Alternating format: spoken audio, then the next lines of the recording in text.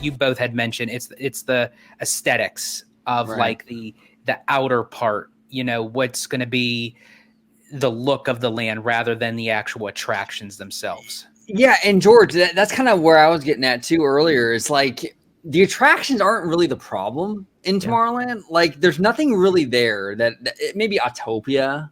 Sorry, Dave from Fresh Baked, but yeah, Autopia is pretty weak, brother.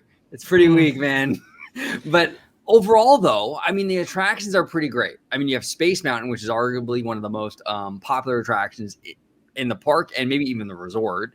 You have the lagoon, the submarine lagoon, which is still a very popular attraction. You have Buzz Lightyear Astro Blasters, which is still very popular. You have Star Tours, very popular.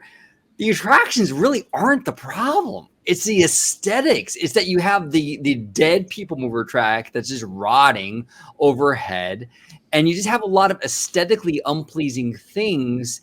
That's what makes it look outdated. If you were to completely redo it aesthetically and keep what the current roster of attractions, I think you could buy the land 15, 20 years maybe. It's just the look of the land, the rotting old stuff that's just sitting there empty.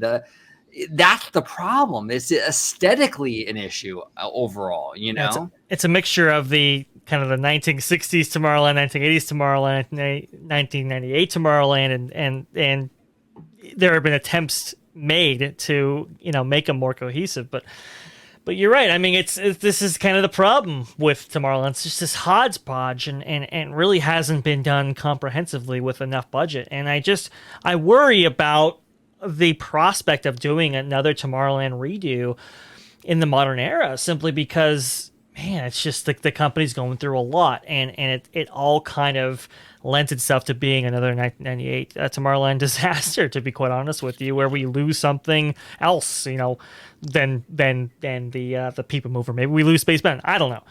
It just speaks to that, though, and I wonder who at Imagineering has both that institutional memory, who recognizes these patterns and understands what has happened before, and who too is willing to take that information and willing to not go forward potentially with a Tomorrowland redo on a limited budget, and see that prospect, that golden opportunity, see it leave them in order to prevent another 1998 disaster. I don't know. I'm really not sure. I'm very hesitant about it, for sure. Now, before he retired, was Joe Rohde supposedly working on some things in Tomorrowland? Yep, he sure was. Yep. Yeah. And that was confirmed. If you guys watch the Imagineering story on Disney Plus, you can see Joe Rohde. He's got a whole model of Tomorrowland, and ironically, he was actually lifting up the Interventions building, and kind of figuring out, okay, what do we do with this in the actual footage? But yeah, no, he was 100% working on that. Do you think he left that for possibly Disney to use? Because I know when he left Disney, didn't he move over to something with, I don't think it was NASA, but like with something.